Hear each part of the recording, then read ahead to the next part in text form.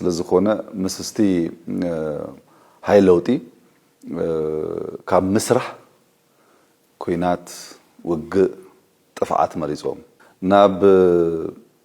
ዘይደልናዮ ግጭት አቲና ብዙሕ ዘይደል ዋጋ ድማ ከፊልና ህማግ አጋጣሚ ኮይኑ እዚ ትግራይ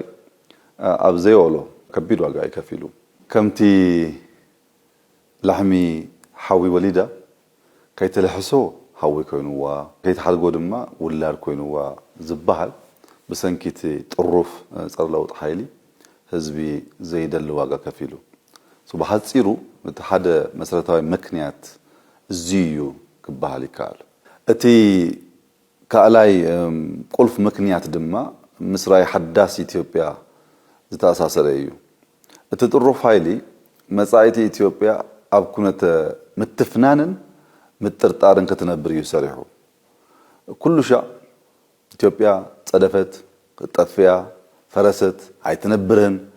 እናተባሐለት ኣብ ዘይተዛዘመ ህንጸት ሃገረ መንግስት ክትነብር እዩ ሰሪሑ ከም ትፈልጦ ክልላት ብስም ፍሪ ሃይሊ ወታደራዊ አቅሚ ፈጢረን ክፋጠጣ ገይሩ ከም ጥሩፍ ሃይሊ መጠን ድማ ንሓይልታት ጸጥታ መሳሪ ጭቆና ገይሩ ይጥቆም ነይሩ ስለዝኮነ ተስፋ ነጻነት ከቀሕም ገይሩ በአበሻው ኢትዮጵያ ተስፋ ክህሉ ይክእል ዝብል እምነት ተሸርሽዩ ጠፊዩ ክበሃል ይክእል ንህና ድማ በወገና ፖለቲካዊ ምህዳር መስፋህ ጥርናፈን እብላለን ንምውጋድ ታቃሊስና ምትግባሩ ጀሚርና በፖለቲካዊ